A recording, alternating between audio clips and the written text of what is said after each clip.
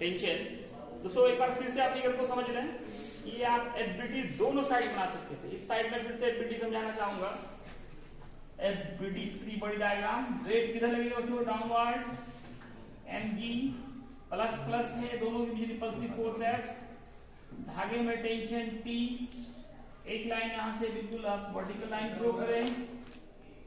This angle is theta, then this theta, this is T, then this will be T cos theta, and this will be T sine theta. और balance कब होगा बच्चों? T sine theta equal F K, T cos theta equal M T K. और फिर दोनों को divide कीजिए, T की कैंसिल कीजिए, sine theta by cos theta that is tan theta.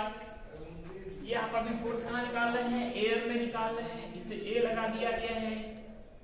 mg wait होता है और m होता है मास। मास को लिख सकते हो वॉल्यूम इनटू डेंसिटी।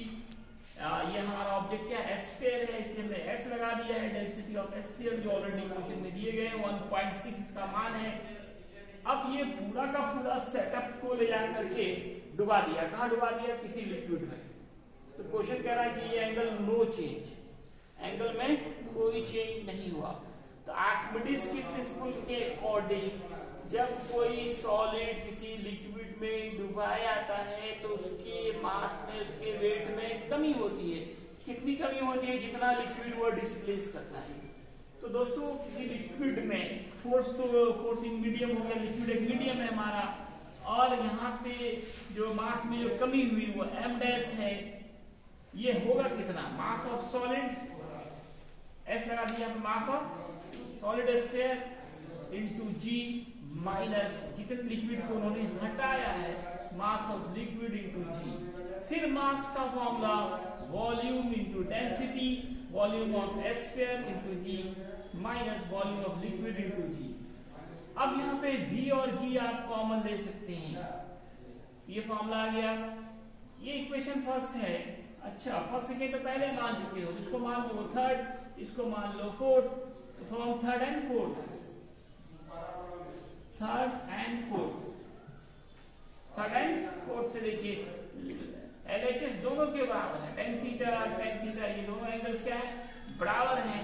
तो इसलिए जब LHS बराबर है तो RHS भी बराबर होगा। RHS में क्या है तो आपको लिखे LHS, फिर दूसरे इक्वेशन का जो RHS है उसको लिखे, दोनों को इक्वेट करें। VV cancel, GV cancel, force in air by force in medium. कैसे किया? एटम को नीचे लाया और रॉ x को ऊपर भेज दिया। अब सबके मान को पुट किया। सवाल में देखिए रॉ s दिया 1.6 स्फीयर की डेंसिटी, लिक्विड की डेंसिटी देखिए दिया हुआ 0.8, उसको मैंने पुट किया। माइनस कीजिए 0.8, पॉइंट हटाइए, कट के 2 आया। तो फोर्स इन एयर या vacuum and force in medium is known as dielectric constant और रिलेटिव परमिटिविटी, जिसका मान आपको आगे अगला क्वेश्चन बोला जाएगा। क्वेश्चन नंबर 28 बहुत ही इजी क्वेश्चन है। क्वेश्चन कह रहे हैं कि two insulating small spheres are rubbed against each other. दो स्फीयर्स थे, दोनों को एक दूसरे से रगड़ा, इंसुलेटिंग है मतलब बैठ कंडक्टर के बने हुए हैं, और दोनों को एक दूसरे पे रगड़ दिया। क्या किया? आप जानते हो रगड़ने से क्या होता है? चार्ज डेवलप होता है।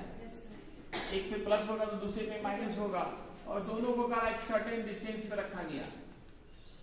कितनी दूरी पे? 2 सेंटीमीटर, 2 सेंटीमीटर अपार्ट। आर हो गए 2 सेंटीमीटर। सॉल्यूशन और गिवन लिखा ना भूलें। Two insulating small spheres are rubbed against each other. दोनों स्पेयर्स को क्या किया गया? रगड़ा गया। रगड़ा किया तो आपको पता है एक पे प्लस चार्ज होगा दूसरे पे माइनस होगा। लेकिन सिमिलर है, बॉल सिमिलर है हर तरह का। तो चार्जेस जितना इस पे प्लस होगा उतना ही इस पे क्या होगा? माइनस। क्या होगा? माइनस। और फोर्स दिए गए हैं, फोर्स कितने हैं? 0.4 निकालने क्या है? नंबर ऑफ इलेक्ट्रॉन्स ट्रांसफर, कितने इलेक्ट्रॉन ट्रांसफर हुए? n is what? r is 2 centimetre, metre में बदल दीजिए। पहले आप फोर्स का फॉर्मूला बताइए। एस का फॉर्मूला क्या होता है? यस 0.4 एस का formula 1/4 pi epsilon not Q1 into Q2 by R 9 into Q1 Q Q2 B Q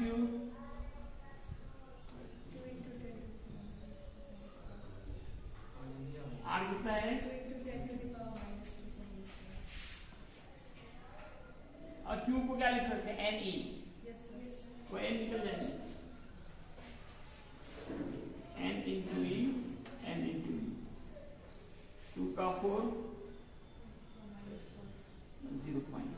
अब इसमें देखो E भी मालूम है, सिर्फ N निकालना है। एक इक्वेशन एक अननोन मान रखे और निकालना है। E का मान 1.6 इंटू -90। अब सिर्फ क्या बचा? N बचा ना, N ही निकालना है। एक इक्वेशन एक अननोन, इतना सॉल्व नहीं कर सकते तो फिर तो बहुत दिक्कत है। न्यूमेरिकल वाला ना छोड़िए, लास्ट में बोलिए।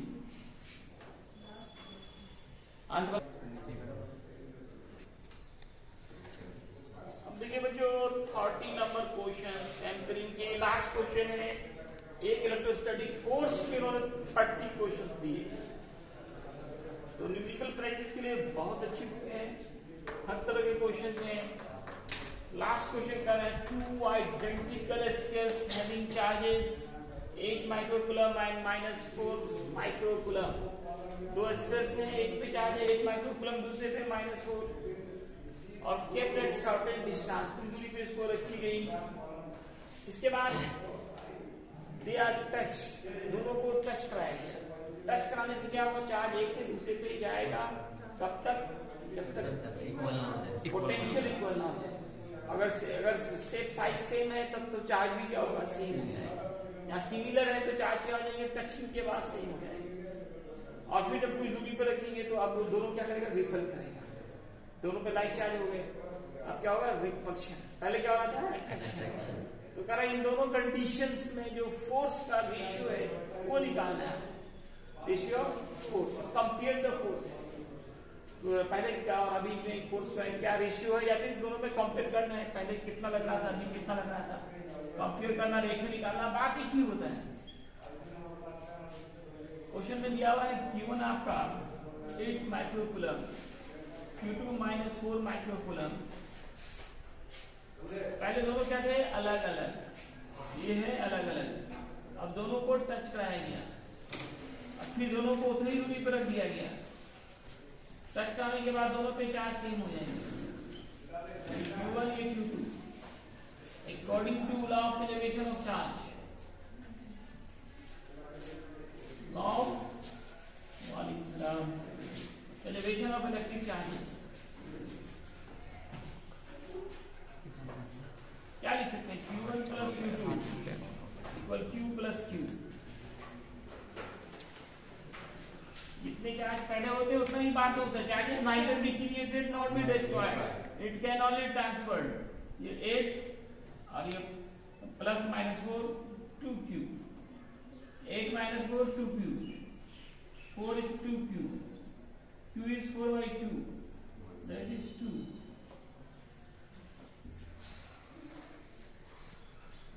अब बच्चों हम लोगों को करना क्या है? पहला कंडीशन पे force in first case F1 लिखे formula K Q1 Q2 by R²। Q1 है 8, Q2 है 4। सिर्फ चार्ज का मान रखा जाता है, साइन नहीं। मैं बार बार बताता हूँ। Magnitude 32K by R²। फिर F2 Q1 Q2 by R²। फिर ये दो है 4K by R²। दोनों को डिवाइड कीजिए, first minus second, F1 by F2 निकालिए।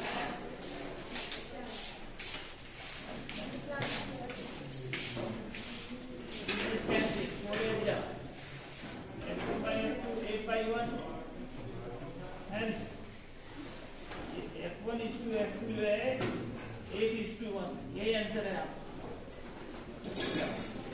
वालेकुम सलाम।